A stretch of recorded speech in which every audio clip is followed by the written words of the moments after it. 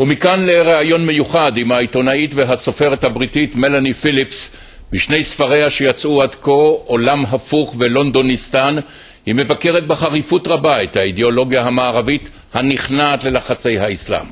מלאני פיליפס היא בעלת טור בעיתון הבריטי הנפוץ דיילי מייל, וכן באתר המגזין ספקטטור בבריטניה. היא מבקרת את השנאה הרווחת בחוגים רבים בבריטניה כלפי ישראל. היא יוצאת גם נגד ההסברה הישראלית, אותה היא מכנה בדיחה. בעת האחרונה היא השתתפה בכינוס על התקשורת במרכז האוניברסיטאי אריאל. פתולוגיה, כך היא מכנה מלאני פיליפס את קניית האידיאולוגיה הרווחת במערב ואת השקרים המופצים על ישראל. הנה מה שאמרה לנו בשיחה באולפן זה. הנה. I call it a pathology, not lightly, and by pathology I mean it's a kind of madness, by which I mean this, that the people who are in the grip of this delusional perspective through which they view Israel and the Middle East are simply impervious to reason. They're impervious to evidence. They are impervious to facts. You bring along facts on the ground and they say, no, it's not true. You tell them the history of the Middle East, they say, no, it's not true. Now, that's not true of everybody. There is a very large number of people, in my view, in Britain who are not impervious to reason at all. They're entirely rational. But unfortunately, the discourse they hear day after day, week after week, from the media, from the intelligentsia, from politicians across the political spectrum, from the universities, from their teachers in the universities, all tells one story. It's a story which turns truth and lies, justice and injustice, victim and victimizer in the Middle East on their heads. But the problem is this: there is no alternative discourse that they hear. There is virtually no media outlet that tells the truth about the Middle East. Are you saying, Ms. Phillips, that Israel is defenseless? Israel has made itself defenseless over the years. Made itself? Yes. There is a serious problem, as I've just described, among the Western intelligentsia, among the British media, political class. But Israel has contributed to this problem in great measure because Israel has been absent from this process.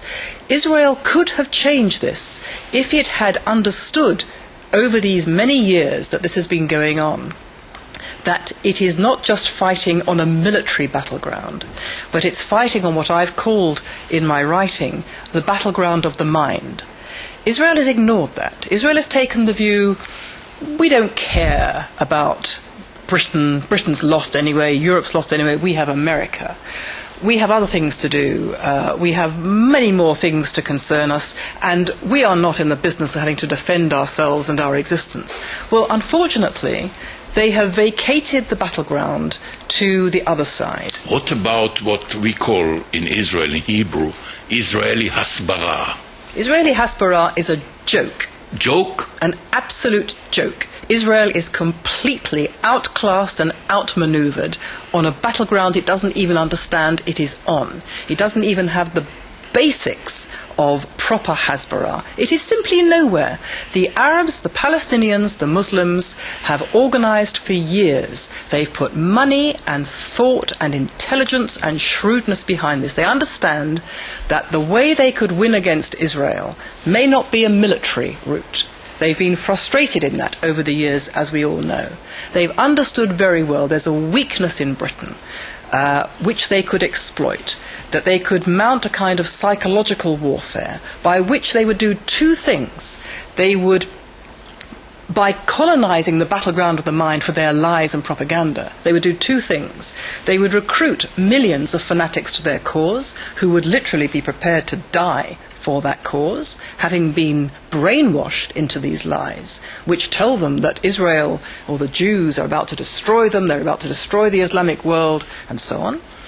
And at the same time, they could bamboozle the West, because they understood very well that the Western intelligentsia is signed up to a way of looking at the world which is, I would call, ideological. It's to do with ideas. And long ago, it lost the idea, it lost the belief in truth, that there was such a thing as truth. If, for example, you say to people in Britain, you know, the Jews are the only people for whom the land of Israel was ever their national homeland. They look at you as if you're crazy. They have no idea. They have been told that the land of Israel was the homeland of Palestinian Muslims since time immemorial. They have no idea that historically this is absolute garbage. No one's told them. No one tells them this. They have absolutely no idea of the legal commitments entered into by Britain and the international community after the First World War, which said that on account of their unique claim to this land, the Jews should be settled throughout Palestine. And you're talking about the intellectual community, about the press, about the theater world, the arts. I'm talking about the universities. Community. I'm certainly talking about all those people. And you have this here in Israel. I'm absolutely astounded to find so many of your luminaries in the universities who themselves have no idea of Jewish history, Israel history, Middle East history, who have themselves been taught a whole load of rubbish and are teaching the young in Israel that Israel was basically born in sin. Quite a lot of the animosity in the British high-class media is fed by organisations such as Haaretz newspaper. It's coming out to a certain extent from Israeli academics. This cuts the ground from under the feet of those yes, but there who is tell a the freedom truth. of the press in Israel, freedom of expression. Everybody can express its own views, including Haaretz. That's absolutely fine. The problem has been that the government of Israel over many years has not understood that that is the only story being told. Freedom of the press, fine. Let Haaretz say whatever it wants to say. But somebody should be putting the truth into the public domain. And the government of Israel has not done this for many years. I mean, freedom of the press, freedom of speech, absolutely. Let's have more of it. Let's have the freedom of speech used so that people are made aware of the lies being told. Because unless people are made aware of that, how on earth are they supposed to know? Maybe the idea of a Palestinian state, this is the solution. Maybe this will solve the problem. Well, it's being advocated even by Mr. Netanyahu, the Prime Minister. Of course it would solve the problem in the abstract, but the fact is, this terrible war has been conducted over the two-state proposal. In other words, the two-state solution has been on offer, as I said earlier, from the 1930s onwards. It cannot be the solution. Every time it's been offered, there is more war. It is quite obvious. If you offer, how can it possibly be still considered to be the solution? If it only were the solution, I would wish it to happen. Who could possibly object to this idyllic scenario? It could work so well. State of Israel, State of Palestine, living side by side, economic cooperation. You can see a great future for both countries together. Fine. But this is to ignore the reality that this has been on offer since the 1930s. The other side, the Arab side, doesn't want it. It wants Israel gone. It says so. It shows it by every word and deed and has done consistently for 9 decades. Miss Mélanie Phillips, how many intellectual journalists in Britain share your views?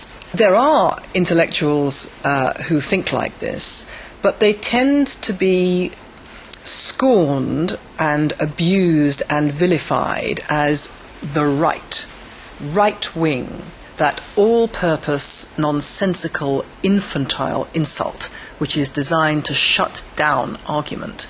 There is nothing remotely right-wing about standing up for truth against lies, justice against injustice, freedom against those who would snuff out freedom and human life. Nothing right-wing about that at all, but this is the label hung around the necks of people like myself.